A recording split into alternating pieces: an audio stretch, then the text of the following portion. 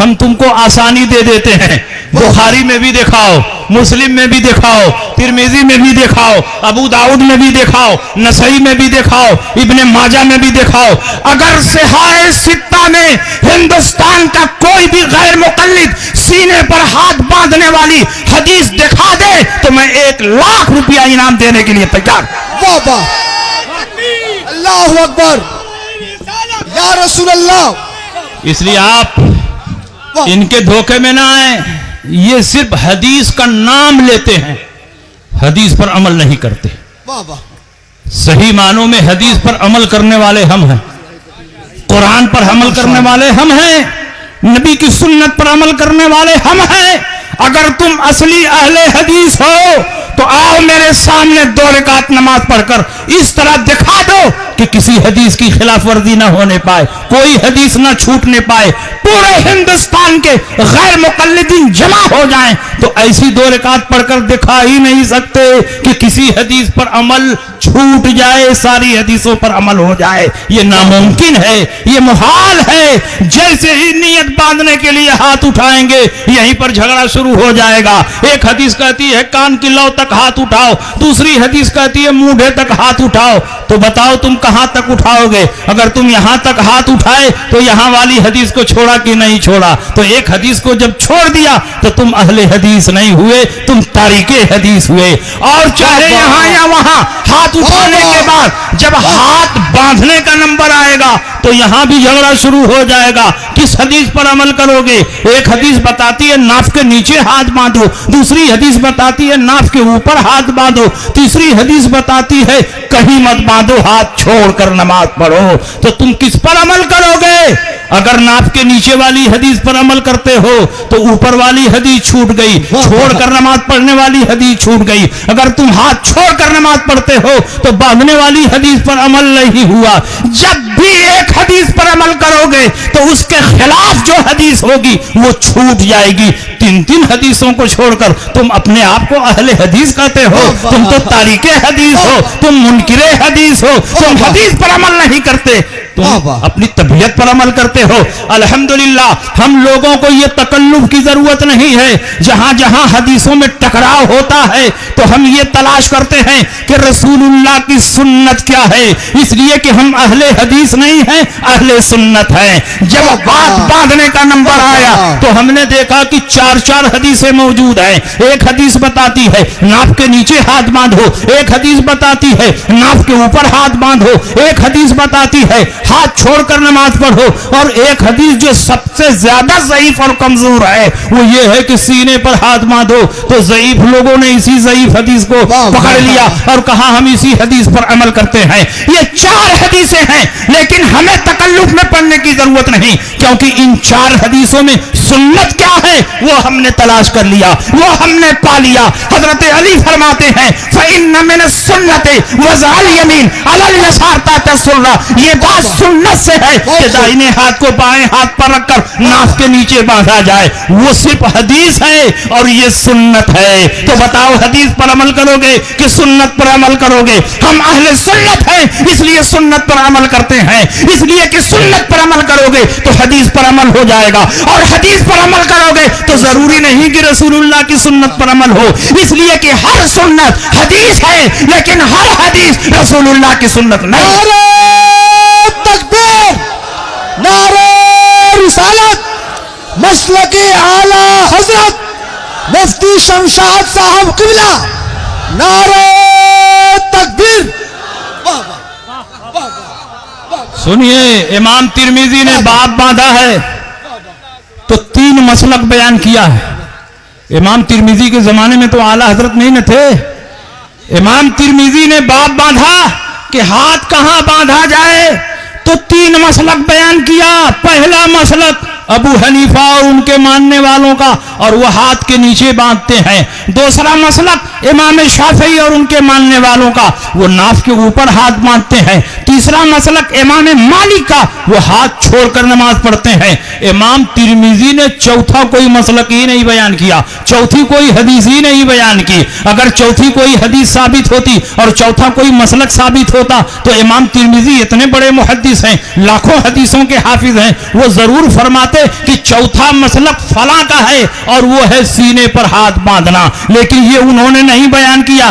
اس کا مطلب ان کی نظر میں صرف 3 حدیثیں ثابت تھی, چوتھی حدیث ثابت نہیں ہے. جو ثابت نہیں ہے اسی پر یہ ناثابت عمل کر رہے ہیں. جس حدیث کا کوئی وجود نہیں ہے اسی حدیث پر یہ اہل حدیث عمل کر رہے ہیں. جو حدیث ضعیف اور کمزور ہے, جو حدیث منکر ہے, اسی حدیث پر یہ عمل کر رہے ہیں. میں تم سے پوچھنا چاہتا ہوں, بات بات پر ہم سے بخاری کی حدیث کا مطالبہ کرتے ہو. تم کہتے ہو میلاد جائز ہے تو بخاری میں دکھائیے, سلام جائز ہے تو بخاری میں دکھائیے, قیام جائز ہے تو بخاری میں دکھائیے, قبر پر چادر ڈالنا جائز ہے بخاری میں دکھائیے, فاتحہ کرنا جائز ہے بخاری میں دکھائیے, ایصال ثواب جائز ہے بخاری میں دکھائیے. میں تم سے پوچھنا چاہتا ہوں کہ کیا تم بھی بخاری میں دکھا سکتے ہو سینے پر ہاتھ باندھنا جائز ہے تو بخاری میں دکھاؤ. پورے دنیا کے غیر مقلد جمع ہو جائیں تو سینے پر ہاتھ باندھنے کی ایک ہی حدیث بھی صحیح ستہ میں نہیں دکھا سکتے. بخاری میں کیا دکھائیں گے؟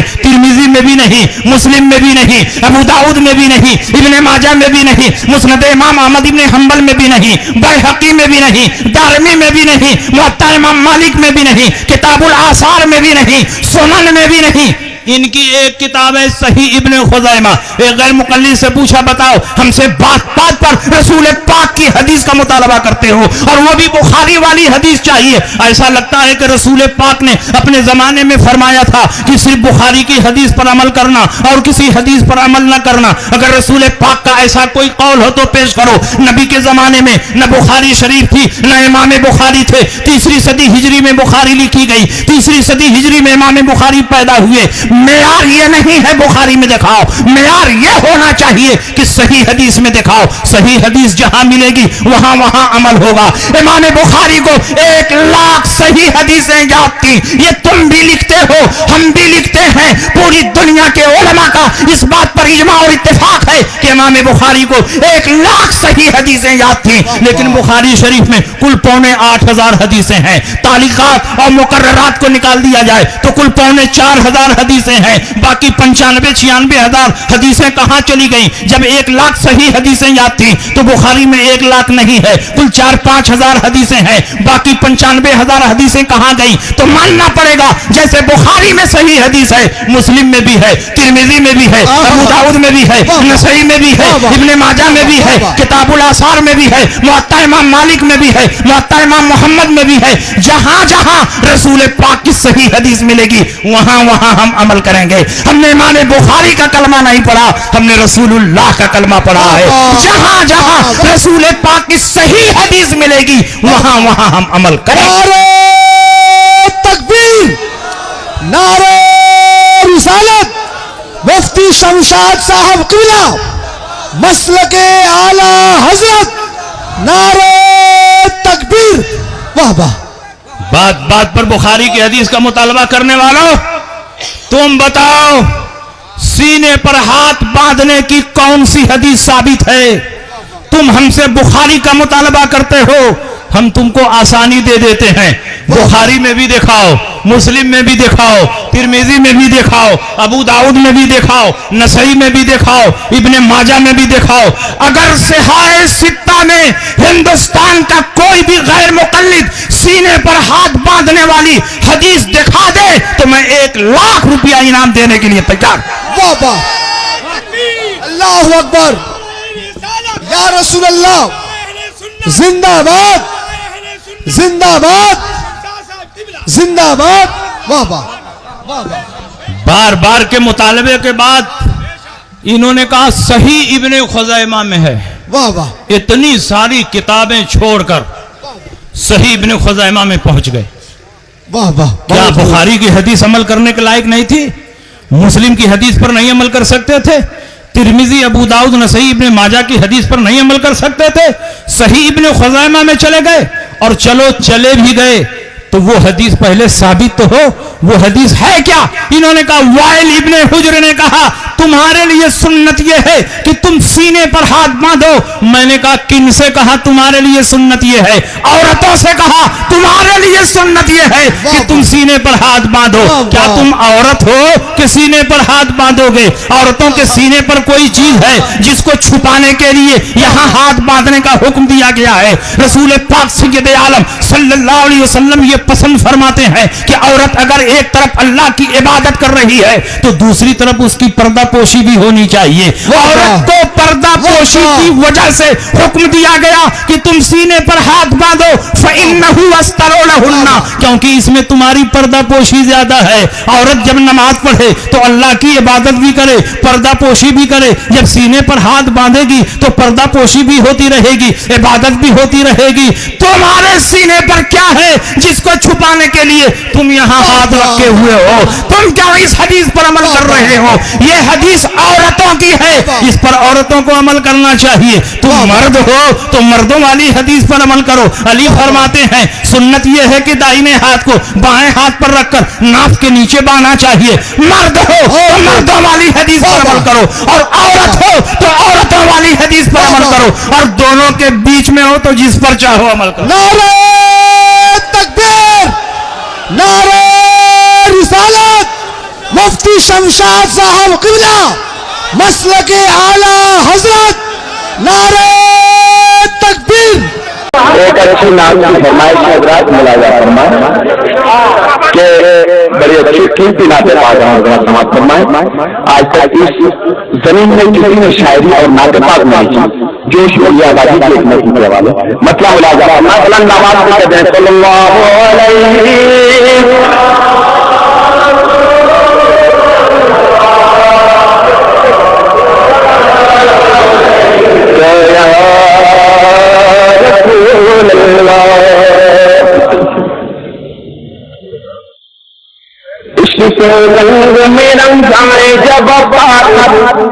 بڑی خاص کی نعت لمبی سانس لوں تو محبت کا ثبوت پیش کر دیا کہ وہ بلند آواز سے سبحان اللہ کے بندے. عشق کے رنگ میں رنگ جائیں جب اقرار تو کھلتے ہیں غلاموں پہ وہ اقرار کہ رہتے ہیں وہ تو تم کو سمائے شہ ابرار میں ہر لحظہ ہر بار ورنہ وہ سید علی نصبی وہی امی لقب ہاشم یوم کلبیو عربیو فرسیو مدنی اور لگا ہم سے گنہگار. عشق کے رنگ میں رنگ جاؤ میرے یار، مدنی رنگ میں رنگ جاؤ میرے یار، فرسی رنگ میں رنگ جاؤ میرے یار، بہادری رنگ میں رنگ جاؤ میرے یار. شعر ملازم آرزو یہ ہے کہ وہ بند موت وہ مستنظر وہ منور وہ مصطفیٰ وہ مجلل سے اعلیٰ نظر آئے کہیں جلوے ہوئے جگہ ابرار. آرزو یہ ہے کہ وہ بند موت وہ مستنظر وہ منور وہ مصطفیٰ وہ مجلل سے اعلیٰ نظر آئے کہیں جلوے ہوئے جگہ ابرار. ستاروں میں نظر آئے جدھر سے گزر جائے وہی راہ چمک جائے چمک جائے مہک جائے بنے رونق گلزار. عشق کے رنگ میں رنگ جاؤ میرے یار، مدنی رنگ میں رنگ جاؤ میرے یار، فرشی رنگ میں رنگ جاؤ میرے یار، رضنی رنگ میں رنگ جاؤ میرے یار. عشق کے رنگ میں رنگ جاؤ پوری دنیا میں سرکار کی تعریف و توصیف کون نہیں کرتا. ملا آپ کے ذکر میں ہی نغمہ چلا نغمہ نگاران عزم شوقت الفاظ ادب عظمت ترفاظ قلم بات تمام آنکھے نکیر. آپ کے ذکر میں ہے نغمہ چلا مضافان عرب نغمہ نگاران عزم شوقت الفاظ ادب عظمت ترفاظ قلم بات تمام آنکھے نکیر.